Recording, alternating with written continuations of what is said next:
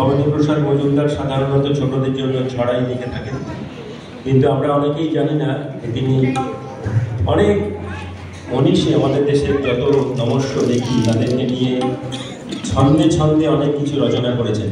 আমি প্রত্যেকটা আসরেই অনুষ্ঠানে চেষ্টা করি এইসব নমস্য ব্যক্তিদের নিয়ে কোনো একটি রচনা এই সমবেত আকারে পরিবেশন করানোর জন্য। তো আজকে আমাদের দেশের বীর শহীদ ক্ষুদিরামকে নিয়ে একটি রচনা, নমস্যকার নাম শহীদ ক্ষুদিরাম, শোনাবে এই বড় দলের ছাত্রছাত্রীরা। কবি ভবানীপ্রসাদ মজুমদার রচিত, সঙ্গতে উৎস রায়চৌধুরী। নমস্যকার নাম শহীদ ক্ষুদিরাম, 1 2 3।